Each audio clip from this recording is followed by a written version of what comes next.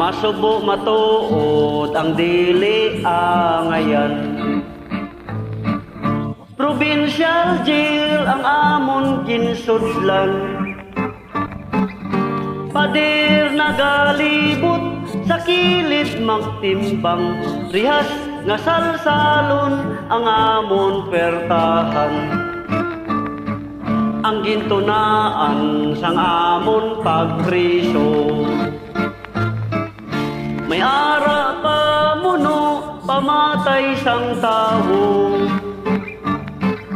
may ara holdapir kawatan sa bangko, may ara nga smuggler kontra sa gobyerno. Alas 7 sang aga kami ang mamahaw, isa ka pandisal taho nga malusaw. Ang luha sa amon mata nagakalaw-kalaw, bangod sa tung taho sarang mapanghinaw. Alas 11 in punto kami ang mapila, makadto sa kitchen makuha panyaga. Bugas nga inji wala mapili, bangod sang kitchen boy matamad magputi. Ang amon nga utan kinulot nga langka, tinuktok nga tangkong bisan asin wala. Samtang nagakaon gatulo ang luha, daw ano ka subo kung imo makita. Sabado Domingo kami wala obra, kami nagahulag sa amon bisita. Maayo lang iya ang may mga asawa, kay may nagadulong sang pagkaon nila. Kami amon iya nga mga soltero, nagasulusan dig sa pader nga bato.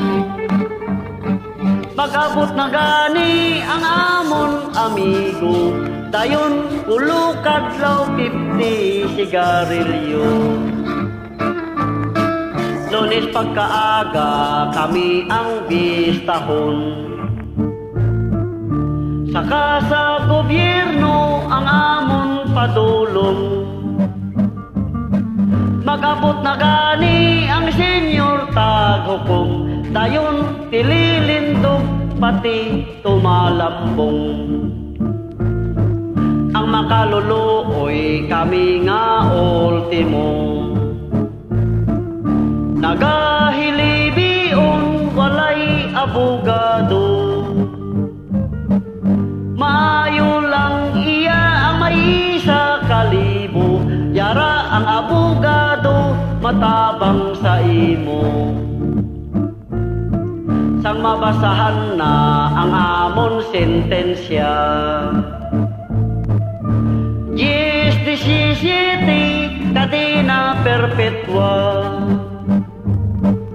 Daw ano ka subo tulukon sang mata, daw ano ka pait sang amon sentensya. Sang matapos na ang amon asunto, kami ang nanaog saka sa gobyerno.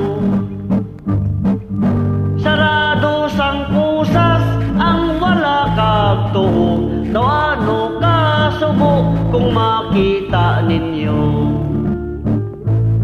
Samtang nagalakat sa tunga sang dalan,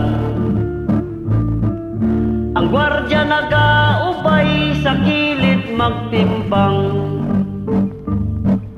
Kami mapauli sa amon puloy-an, karsil nga mapiot amon pagasudlan. O mga amigo ngayara sa guwa, sang mortal nga sala. Kami amon iya ngayari sa kuta, matugay nga tinuig wala makaguwa. Matugay nga tinuig wala makaguwa. Madamog niya salamat sa mga Ilonggo nga nagapamati subong sa Bacolod